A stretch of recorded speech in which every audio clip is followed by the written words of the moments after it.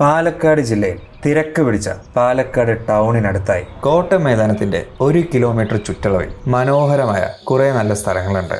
മലമ്പുഴ കനാലിനോടും നെൽപ്പാടങ്ങളോടും ചേർന്നുള്ള വഴിയിലൂടെ നടന്നാൽ കാണാൻ കഴിയുന്ന പഴയൊരു വായനശാലയും വർഷങ്ങൾ പഴക്കമുള്ള കാടിന് നടുവിലായി സ്ഥിതി ചെയ്യുന്ന പഴയൊരു ക്ഷേത്രവും നോക്കെത്താ ദൂരത്തോളം പരന്നു കിടക്കുന്ന നെൽപ്പാടങ്ങളും ടാറിടാത്ത മൺ റോഡുകളും കേരള തനിമയാർന്ന തികച്ചും ഗ്രാമീണ ഭംഗി അടുത്തറിയാൻ കഴിയുന്ന രീതിയിലുള്ള സ്ഥലങ്ങൾ.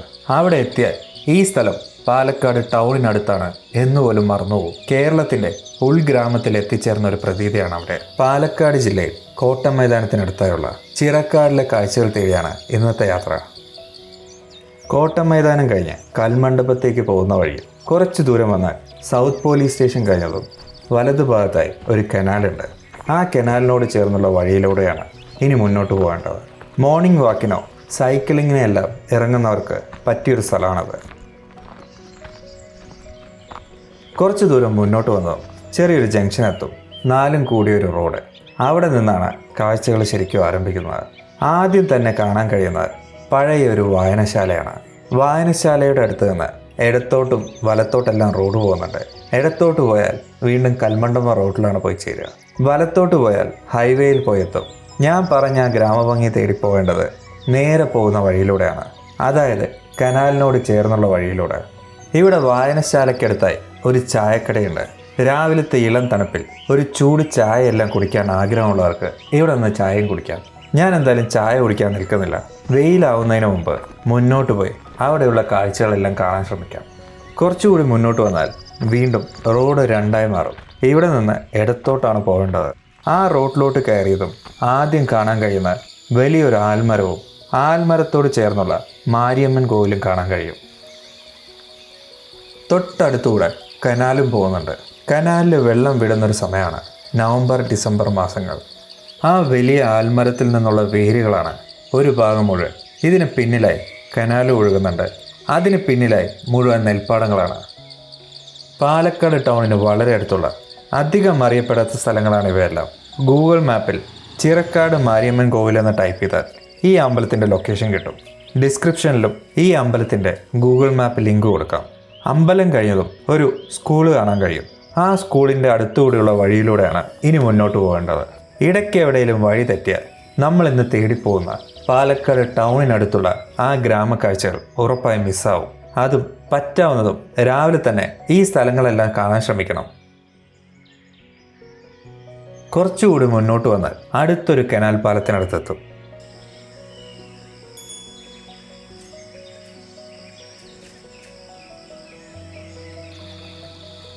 ആ പാലത്തിന് മുകളിൽ നിന്ന് കനാലിലേക്ക് നോക്കിയപ്പോൾ മരങ്ങൾക്കും പച്ചപ്പിനും ഇടയിലൂടെ അലസമായി ഒഴുകുന്ന കനാലിലെ വെള്ളം ഇതെപ്പോഴും ഇവിടെ കാണാൻ കഴിയില്ല.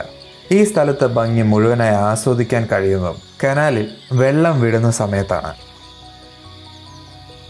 കനാൽ പാലം കഴിഞ്ഞതിന് ശേഷമാണ് ഞാൻ നേരത്തെ സൂചിപ്പിച്ച ആ തനി പാലക്കാടൻ ഗ്രാമക്കാഴ്ചകൾ കാണാൻ കഴിയുക. ഇനി ഇവിടുന്ന് അങ്ങോട്ട് മുഴുവൻ ഒരു പാലക്കാടൻ ഉൾഗ്രാമത്തിൽ ചെന്ന അതേ അന്തരീക്ഷമാണ് ഇവിടെ മുഴുവനായി കാണാൻ കഴിയുക. ഡിസംബറിലെ പ്രഭാതമായ കാരണം ചെറിയൊരു മഞ്ഞുണ്ട്. ആ മഞ്ഞും നെൽപ്പാടങ്ങളുടെയും ചുറ്റുമുള്ള മരങ്ങളുടെ എല്ലാം പച്ചപ്പും അതിലേക്ക് രാവിലെ ഇറങ്ങിച്ചെല്ലുന്ന സൂര്യൻ്റെ വെളിച്ചവും ഈ ഒരു കാഴ്ച നേരത്തെ മനസ്സിൽ കണ്ടു തന്നെയാണ് രാവിലെ നേരത്തെ എഴുന്നേറ്റ് ഇതുവഴി നടക്കാൻ വന്നത്.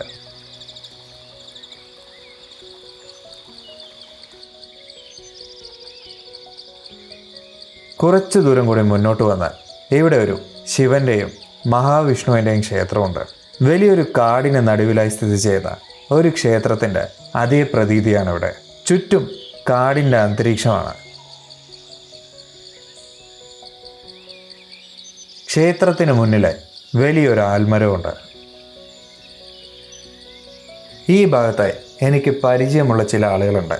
ഈ ഭാഗം മുഴുവൻ കൃഷിസ്ഥലങ്ങളായ കാരണം ഇവിടെ കാട്ടുപന്നി വരാറുണ്ട്. അതുപോലെ ഈ ഭാഗങ്ങളിൽ പല രീതിയിലുള്ള പക്ഷികളെയും കാണാൻ കഴിയും.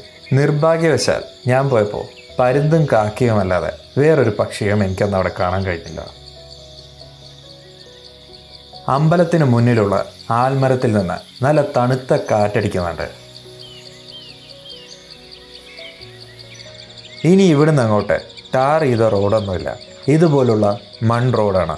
ഇതുവഴി നടക്കുമ്പോൾ കുറേ വർഷം പുറകിലേക്ക് പോയ പോലുണ്ട്. ഒരു കാലത്ത് നമ്മുടെ നാട്ടിൻ പുറത്തെ വഴികളെല്ലാം ഇങ്ങനെയായിരുന്നു. ഏകദേശം 1/2 കിലോമീറ്ററോളം ഇതുപോലുള്ള മൺപാത തന്നെയായിരുന്നു. ഈ വഴിയുടെ ഒരു ഭാഗത്തായി പഴയൊരു തറവാടാണ്. ആ തറവാട് ഷൂട്ട് ചെയ്യാനുള്ള പെർമിഷൻ കിട്ടിയിട്ടില്ല. ആദ്യം കണ്ട ആ ശിവക്ഷേത്രവും തറവാടിൻ്റെ ഭാഗമായ ശിവക്ഷേത്രമാണ് എന്നാണ് കേട്ടിരിക്കുന്നത്. നമ്മൾ ഈ കണ്ട സ്ഥലവും ഇവിടുത്തെ കാഴ്ചകളെല്ലാം പാലക്കാട് ടൗണിൻ്റെ 1.5 കിലോമീറ്റർ ചുറ്റളവിലുള്ള സ്ഥലങ്ങളാണെന്ന് പറഞ്ഞാൽ പലർക്കും വിശ്വസിക്കാൻ കഴിയില്ല. എന്നാൽ ഇതാണ് പാലക്കാടിൻ്റെ പ്രത്യേകത. തനതായ ഗ്രാമക്കാഴ്ചകൾ തേടി ഇവിടെ കിലോമീറ്ററുകൾ സഞ്ചരിക്കേണ്ട ആവശ്യമൊന്നുമില്ല. ടൗണിൽ നിന്ന് കുറച്ചു ദൂരം നടന്നാൽ തന്നെ ഇതുപോലെ മനോഹരമായ കുറേ നല്ല ഗ്രാമക്കാഴ്ചകൾ ഇവിടെ കാണാൻ കഴിയും. ജീവിതത്തിൽ എന്തൊക്കെയോ നേടിയെടുക്കാനുള്ള ഓട്ടത്തിനിടയിൽ നമ്മൾ ഈ നാട്ടിൽ നിന്ന് ഒളിച്ചോടുമ്പോൾ ഇവിടെ ചിലർ ഈ നാടിനെയും നാടിൻ്റെ ജീവിത രീതികളും അതേപടി കാത്തു സൂക്ഷിക്കുന്നു. ഇനി ഈ വഴി നേരെ പോകുന്ന ഹൈവേയിലേക്കും ചില ഹൗസിംഗ് കോളനികളിലേക്കുമാണ്. അപ്പോൾ എൻ്റെ ഇന്നത്തെ ഈ മോർണിംഗ് വാക്ക് ഞാൻ ഇവിടെ അവസാനിപ്പിക്കുകയാണ്. കൂടെ ഈ വീഡിയോ എല്ലാവർക്കും ഇഷ്ടമായെന്ന് കരുതുന്നു. പുതിയൊരു വീഡിയോ ആയി വീണ്ടും വരാം.